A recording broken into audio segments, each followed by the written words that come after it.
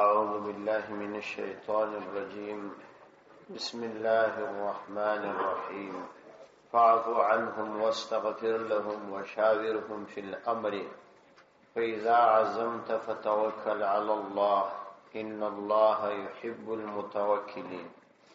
سورة آل عمران دا آیات نمبر 159. د مشورې په ارتباط باندې پروند دوی خبرې موږ او تاسو کړي. یو د امر او د شورا د لفظ تحقیق او بل د مشورې شرعي حیثیت. اوس درېمه مسله بیانوو چې د رسول الله صلی الله علیه وسلم د صحابه کرامو سره د مشورې اخیستلو حد او درجه څه و. یعنی پیغمبر علیه الصلاۃ والسلام چې د صحابه کرامو سره مشوره اخیسته، لا مشوره په کوم حد کې و. پیغمبر علیه الصلاۃ والسلام صاحب وحی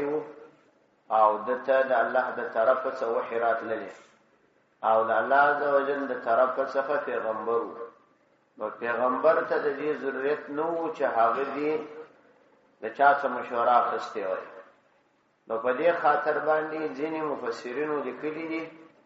چې په اصل کې د صحابه کرامو سره د نبی کریم علیه السلام مشوره فقط د هغوی د تطیب خاطر د پاره چې د دې صحابه کرامو دلجویی وسی او د هغوی څخه رائے وپوښتل شي، ولو که واقعا او آینده پیښې دا پر مشوره باندې بنا نه وي، ځکه چې پیغمبر علیه الصلاۃ والسلام صاحبي وحی وو. نو باقي دا مشوره فقط د دې لپاره اخیستل کېدل چې د صحابه کرام راضي وساتل شي. نور د صحابه کرامو پر رائے باندې کوم امر بنا نو. دا د ځینو مفسرینو رائے ده. امام ابو بکر جساس الحنفی رحمت الله علیه هغه د دې رائے سره مخالفت کړي. کچيري وایي د صحابه کرامو رائے ته اعتبار نه وای، فقط مازه د دې د خوشاله کولو د لپاره مشوره وای، نو د صحابه کرام خو به یو ورځ خبرې دلای. نو بیا په دې صورت کې خو د تطیب خاطر او دلجویی نه راتله، ځکه چې هغوی به دا ویلای چې موږ رائے ته خو چندان اعتبار نشته، دا فقط ظاهری او سلسله ده. نو په دې خاطر خو هغه دلجویی چې مقصود او خو نه حاصله. نو بیا جواب دا ورکړي چې نه، د نبی کریم علیه السلام د صحابه کرامو سره مشوره بالکل د سنت طریقې مطابق و، او هغه دا چې پیغمبر علیه الصلاۃ والسلام ته دوه قسمه احکام یا دوه قسمه معاملات پیښېدل. ځینې معاملات داسې و چې الله تعالی به په هغو کې براه راست پیغمبر علیه الصلاۃ والسلام ته هدایت کاوه او دا به ورته فرمایل چې دا کار داسې وکړي او دا مکړه. عمومي احکام د دین پیغمبر علیه الصلاۃ والسلام ته دغه سراغلي، او ځینې احکامات الله عزوجل د همدې د پاره چې په امت کې د مشورې سنت جاری پاتې شي، هغه د نبی کریم علیه الصلاۃ والسلام پر فکر باندې پرې شودل چې د خپل په هغه کې غور او فکر وکړي. چنانچه د نبی کریم علیه الصلاۃ والسلام په سیرت کې کسړې مطالعه ولري، نو پیغمبر علیه الصلاۃ والسلام په ډیرو کارونو کې چې هغه بدته پیښېدل او په هغه ارتباط به وحی نه راغلی، په ډیرو کارونو کې به پیغمبر علیه الصلاۃ والسلام د صحابه کرامو سره مشوره کول، او د مشورې سره سره به په ډیرو ځایو کې د صحابه کرامو پر رائے عمل هم کاوه. نو کچیرې د صحابه کرامو مشورې ته اعتبار نه وای، نو بیا پیغمبر علیه السلام د دوی پر رائے عمل وکاوه. چنانچه پیغمبر علیه الصلاۃ والسلام د بدر د پاره چې د بدر غزا ته راوتل، په دې کې د صحابه کرامو سره مشوره وکړه. صحابه کرامو رائے دا و چې موږ باید د بدر میدان ته روز دا غرانګ چې کله پر لارې باندې تلله، نو پیغمبر علیه السلام د صحابه کرامو سره مشوره وکړه چې تاسو څنګه اراده ده، د جنگ اراده لري که نه لري. نو دا صحابه کرامو دا رائے ورکړه چې موږ د جنگ اراده لرو او موږ ستا ملګري یو. کته موږ ته دا ووایې چې برکې غماد دا یو ډېر لرې غر دی په یمن کې دی، کته موږ ته ووایې چې تاسې هلته ولاړ شئ، نو موږ یې هم ځو او موږ به ستا مخ ته، ستا شاته، ستا رسته طرف او ستا چپه طرف ته جنګیر موږ داسې نه یو لکه د موسی علیه السلام قوم چې موسی علیه السلام ته ویل چې تو خدای دې ولاړ شي مقابله وکړي او موږ دلته په اطمینان باندې ناست بلکې موږ ستا ملګري یو که ته موږ ته دا ووایې چې په د دریاب کې ځانونه غوټه کوي نو موږ یې غوټه کوو او که ته موږ ته دا ووایې چې د غره سره سرونه وجنګوي نو موږ به یې وجنګو موږ به په هر حالت کې ستا دفاع کوو نو پیغمبر علیه السلام ته دوی مشوره ورکړه او پیغمبر علیه السلام راغی داسې نبی کریم علیه السلام د خندق په غزا کې چې د احزاب غزا و د نعیم ابن مسعود د واقعې څخه لږ مخکې د بعض قبایل سره د مشرکینو دا معاهده تقریبا لاسلیک کړې و چې د مدینه منورې حاصلات نیمه به هغوی ته ورکړي هغوی به اوس د کافرانو سره کومک پرېږدي او جنگ به نه کوي چې کله اداره حضرت معاذ رضی الله عنه او سعد رضی الله عنه ته پیش کړ هغه دواړو دا ورته وویل چې موږ کافرانو ایمان مونږ راوړی الله مو دې کافرانو ته شي نه ورکاو اوس ته خدای د اسلام دین را نصیب کړي اوس به دې ته شي ورکو نو کستا پر دې فیصله نه اې د الله پیغمبر موږ نه راخښ نبی کریم علیه الصلاۃ والسلام ورته زمانه د خوښ تاسو نه خوښ نو دا دی پیغمبر علیه السلام دا وی په مشوره عمل کړي او فنور واقعات کې د حدیبیه په پیښه کې په ډیرو واقعات کې پیغمبر علیه السلام صحابه کرام رایه تسلیم کړي معلومه شول چې پیغمبر علیه الصلاۃ والسلام ته د دې امر سویو چې په هغه کارونو کې چې په هغه کې وحی نه راغلي ته د صحابه کرام سره مشوره کړه چنانچه حضرت عباس رضی الله عنه وايي پیغمبر علیه الصلاۃ والسلام به دومره ډیره د صحابه کرام سره مشوره کول واکي تر ټولو مهم کار به همداو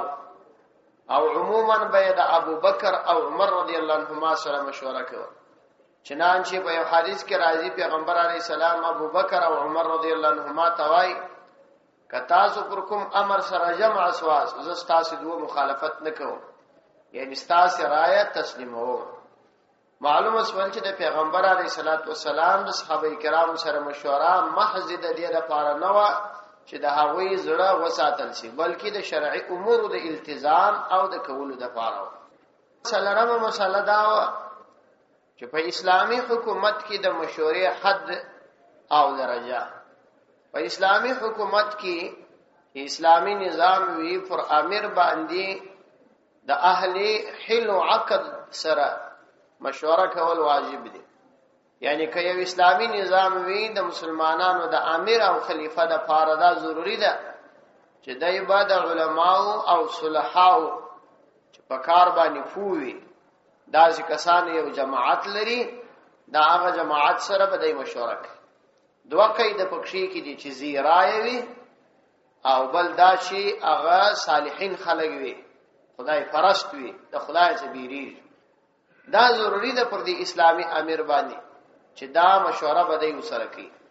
چنانچه اسلام د جاهلیت د دور او د يهودیت او نصرانیت د دور بعضی عادات او رواجونه دا ونړول په دنیا کې د نبی کریم علیه السلام د بعثت په زمانه کې او یا د بعثت څلږ مخ کې دوی لوی امپراتوري هغه دولوي حکومتونه یو د کسرا حکومت وو او یو د قیصر دا د هرقل حکومت قیصر عموما اهل الكتاب و چې رومیان و او دا کسرا عموما مجوسیان و چې دا د المر او یا د ستورو عبادت وکاو په دې کې دا سلسله جاری و چې په دې کې به پاچهي د میراث مطابق و یعنی کله به پلار لاړې زوی به راتلی دا سلسله په دې ارتباط باندې روانه نو پاچهانو به پر عام خلکو باندې داسې پاچهي کول لکه د عوام خلک چې سنوي او دوی د هغه په هر څه کې اختیارات لري هر طرف ته چې سوقي هغه طرف ته به سوقي نو دا ترتیب د نبی عليه الصلاه والسلام تر هجرت تر زماني پورې روان بیا چې کله اسلام را لې اسلام دا سلسله منع کړل او دا ختم کړل چې د مسلمانانو سرپرستی او مشرتوب هغه پر اهلیت او تقوا باندې بناوي چې کوم څوک ته دې مشرتوب اهل وي او صلاحیت یې ولري او تقوادار متقی انسان وي هغه ته ولا مشرتوب ورکول کیږي او د دې لپاره مشوره موضع شو چې مشوره لازمي ده وسره چنانچه حضرت ابوبکر صدیق رضی الله عنه هم د صحابه کرام سره مشوره کول او دا غرنګ حضرت عمر رضی الله عنه هم مشوره کول چنانچه کله عمر رضی الله عنه په شهادت رسیدي د صحابه کرام پښتنه جنې وکړه چې تزمن د پاره یو څوک امیر وټاک نو بیا یې وویل چې تاسو څملګری سره جمع سي او په خپل مشوره باندې یو څوک وټاک شپږ کسان یاد کړل هغه کې عبدالرحمن ابن عوف عبد الله ابن عمر رضی الله عنه او څلور صحابه کرام دا وټاکل او دیتی ویل چې تاسو په کوټه کې جمع سي تر څو چې امیر مټاکل نه راوځيما نو همداسې وسول چې بیا صحابه کرام پر عثمان رضی الله عنه باندې اتفاق وکړي او هغه امیر وټاکي نو د اسلامي حکومت لپاره مشوره دا واجب ده چې اسلامي حکومت په مشوره باندې عمل کوي دا د لپاره د دې چې دوه فائدې حاصل شي یو دا چې د نظام په چلولو کې هر چاته اجازه نشته چې مداخله وکړي ځکه چې د هر چا استعداد د دې نه وي چې نظام وچلي بلکې هغه خلک چې یقینا هغه زیرای خلک وي او اهلیت ولري او تقوا ولري د هغه خلکو په لاس کې بدا نظام وي او بل دا چې دا نظام به وراثي نه پاتې کیږي بلکې دا پر اهلیت او استعداد باندې بنا وي نو دا کسان چې د مشورې ملګری دي دا به د امیر ته مشورې ورکړي او دا امیر به هم هغه مشورې چې د دې نظام او دین په ګټي هغه په کار باندې اچي کدی امیر د ټول ملګرو چې دا ورته اهل حل او عقد وایي دا اهل حل او عقد د رائے مخالفت وکي دا امیر معزول کول او د خلافت څخه استقبال دا واجب چنانچه ابن عطیه رحمه الله په تفسیر محیط کې را نقل کړی دی دا عبارت کې راخستی دی ان شورا من قواعد الشریعه شورا جوړول او مشوره اخیستل د شریعت د قواعد څخه دي د شریعت د اصول څخه دي وعزائم الاحکام او د مضبوط احکام څخه دي ومن لا يستشير اهل العلم یو څوک د اهل علم سره مشوره نه اخلي والدين یا د اهل دین کسانو سره اهل علم وي یعنی په کار کوي او اهل التقوا وي فعزله واجب دغه امیر معزول کول دا واجب هذا ما لا خلاف له دا داسه مسله ده چې د چا اختلاف پکې نشته نو یو وخت دا خبره او بل پیغمبر علیه السلام یو حدیث کې فرمایي لا خلافت الا عن مشوره هیڅ اسلامي خلافت نشته مگر په مشوره بچي نو یو خدا چې امیرم په هر صورت کې آزاد نشي پرې شودل کېدل او بل دا چې د عوام خلکو هم په نظام کې اجازت نشته دا دې د لپاره چې دا اسلامي حکومت په صحیح اصول باندې وچلی نو په دې سره د جمهوریت رد هم وسو او په دې سره د شاهي نظامونو رد هم وسو په شاهي نظامونو کې عموما نظام پر وراثت باندې بناوي او عوام خلک د شاهي پاچا د پاره د غلامانو حیث لري څنګه چې شاهي کورنۍ غواړي هغه بکیږي او عوام الناس به هیڅ استعداد او هیڅ اهلیت نه لري بلکې لکه یو چوپان چې سونه کم طرف ته بیاي په هغه طرف باندې بیاي نو دا لکه څنګه چې اسلام ذکر کړی دا خلکو پسترګو هم لیدلې ده چې دا سه هم تجربه وا چې عوام الناس د نظام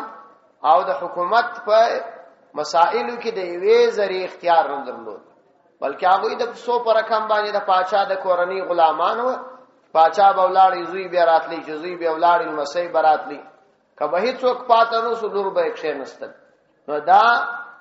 په اسلام سره دغه غلط فکر او غلط نظریه رد وس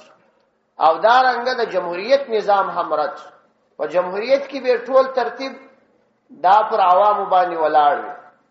د جمهوریت تعریف دادی نظام قانون د عوامو نظام بم د عوامو وي قانون به هم د عوامو وي ترتیب بم د عوامو وي الان کې دا په هر دلیل باندې غلط دي یو خدا چې په عوام خلکو کې کټول خلک سړی په یو اصل کې معتبر وګڼي نو د یو ذی عقل او هوښیار انسان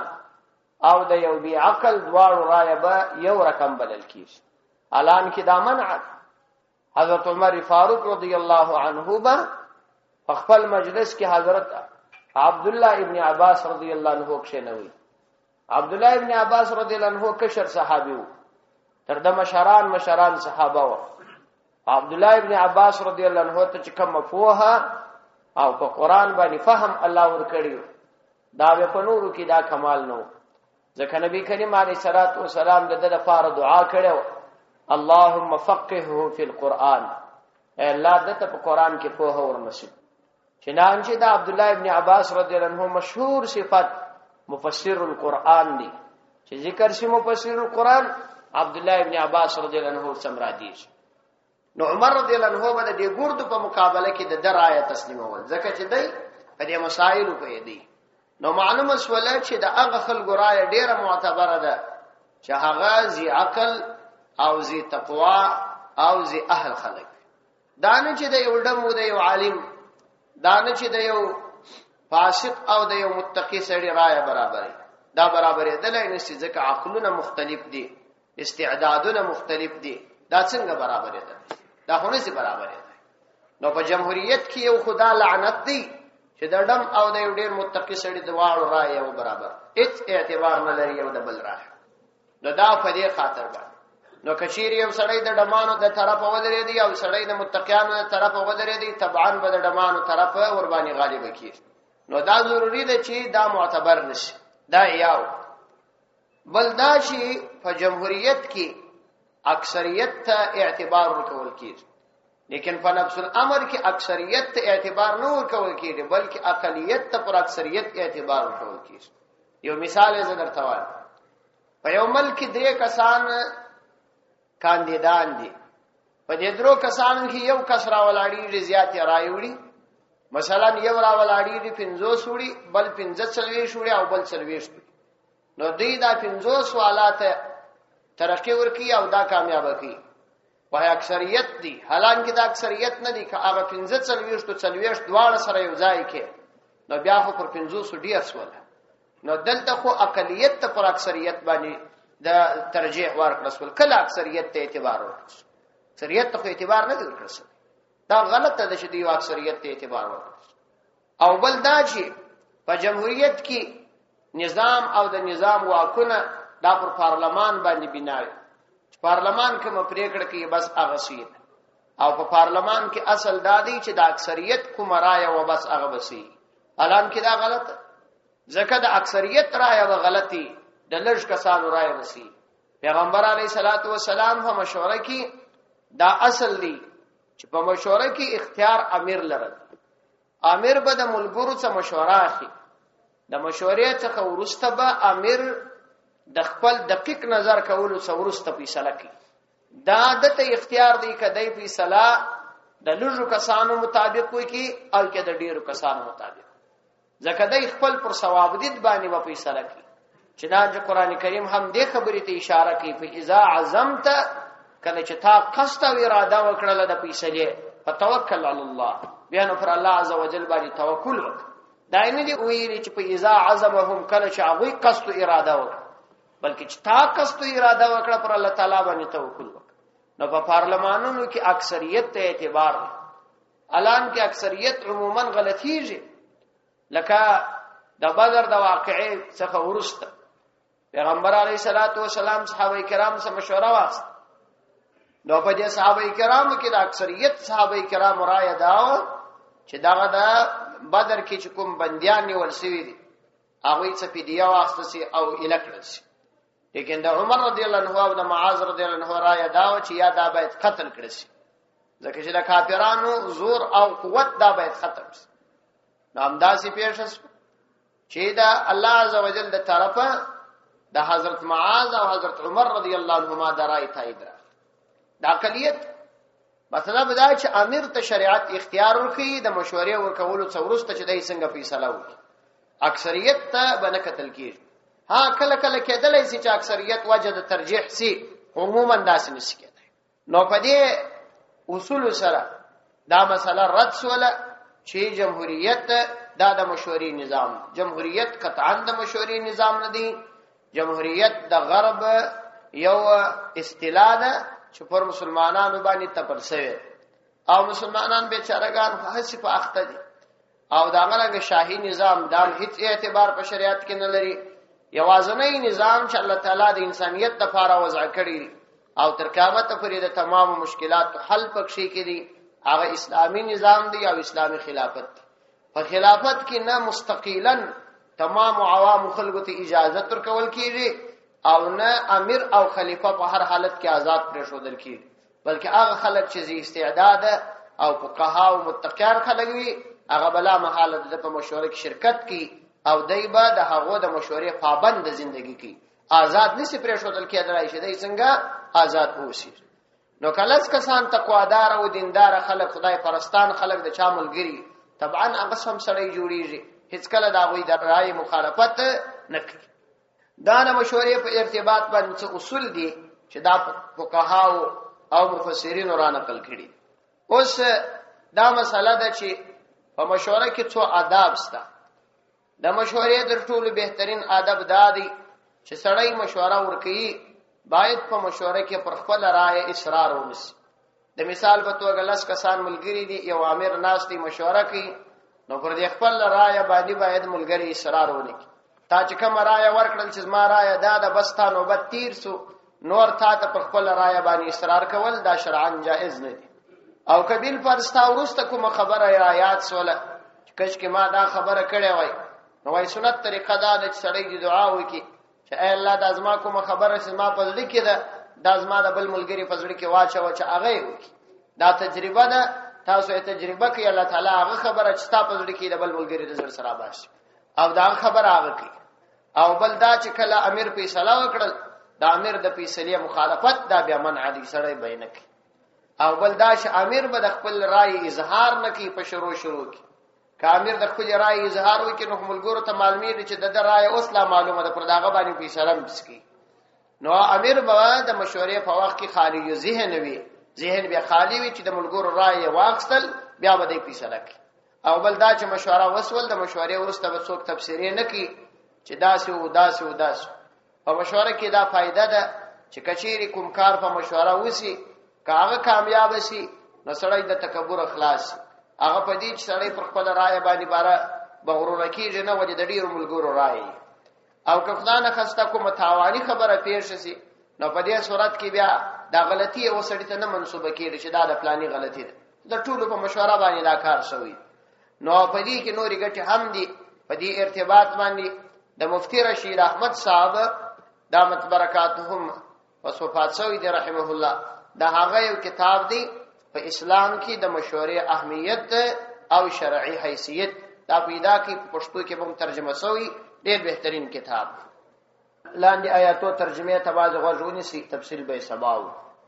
ينصركم الله فلا غالب لكم وإن يخذلكم فمن ذا الذي ينصركم من بعده. ينصركم الله کچیر نصرت وکستاسو الله عز وجل فلا غالب لكم نو هیڅ غالب کېدون کې نست لكم تاسو لره. فلا غالب نو هیڅ غالب کېدون کې نست لكم تاسو لره. یعنی که الله تعالی مو امداد وکړي نو بیا بل څوک پر تاسو باندې هیڅ کله غالب نشي. وَإِن يَخْذُلْكُمْ فَمَنْ ذَا الَّذِي يَنْصُرُكُمْ مِنْ بَعْدِهِ. وَإِن يَخْذُلْكُمْ کچیر الله عز وجل تاسو وشوي یعنی ناکام وکي فمن ذا الذي نوڅوک دی هغه ذات ينصركم چې تاسو بیا امداد وکي من بعده داغه نورسته. یعنی بیا به هغه ذات څوک وي چې هغه به تاسو ته غلبه درکړي او تاسو امداد وکړي. وعلى الله فليتوكل المؤمنون. وعلى الله واجب الله عز وجل باندې فليتوكل المؤمنون توکل دی وکړي مؤمنان دی واجب الله عز وجل باندې توکل وکړي. یعنی مطلب دا دی چې د ایمان تقاضا او د ایمان غوښتنه دا ده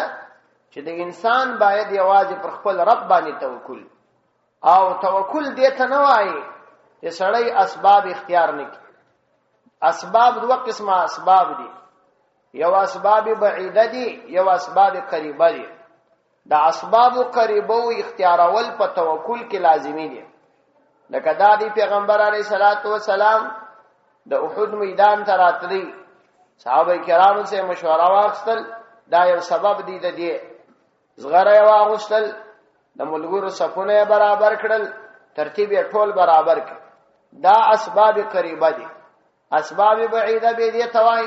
چې دا آینده فکر در سره چې کېدلای شي بیا داسې وسی کېدلای شي بیا داسې وسی دا د آینده اسباب بنې اختیاري بلکې په حال چې کوم شان د ضرورت دي هغه شان به اختیاري او د دې کار نتیجه به الله تعالی ته حواله کوي چنانچه علما د دې مثال وایي د توکل مثال دا دی چې تارا ولاړسه مثلا یو علاقه ته ولاړل ورید خپل وش وتړي د دې وش ځانو باندې ورواچوي په یو درخت پورې دی وتړي علاقه د امن علاقه وا اوس د دې وش حفاظت الله تعالی ته حواله کوي نو دغه توکل دی دا توکل نه دی چې سړی را ولاړ شي په یو دشت او بیابان کې وش لکی وای ما پر الله تعالی باندې سپارلی دا توکل نه دی دا جنون دی لیونتوب دی یا سړی د با مزان راختا کوي بس پر الله می توکل دی دا توکل نه دی بلکې د اسباب انتخاب د اسباب د انتخاب ورسته د هغه کار نتیجه الله تعالی ته حواله کول دغه توکل او توکل ویل کېږي دا توکل نه ویل کېږي دلته یو مارکیټ دی توکل مارکیټ چا جوړ کړی دی هغه به اشاره چې دا نوم پر یې شي دی هغه نه پپېږي دا توکل دی توکل هیڅ معنا نه لري دلته یو مارکیټ دی توکل مارکیټ باید یاد شي دوی توکل مارکیټ بولي الیتوکل المؤمنون وما كان لنبي ان يغل وما كان او ممکن نه ده لنبي یو نبی لره اندا يغل چې خیانت دی وکړي ومن يغل ياتي بما غل يوم القيامه ومن اغتوك يغل چې خیانت وکړي ياتي راتګبکی بما فاغ غل يوم القيامه بما فاغ غل چې خیانت کړي وي يوم القيامه د قیامت په ورځ باندې یعنی کوم شي کې چې خیانت کړي هغه شی براوړي د قیامت پر ورځ ثم توفى كل نفس بیا به پورا ورکول کیږي هر نفس لره ما هغه کسبت چې کسب یې کړی وي وهم لا یظلمون او حال دا چې پر هغه به ظلم نه کول کیږي یعنی تر جرم بلا بد سزا به نه ورکول کیږي صدق الله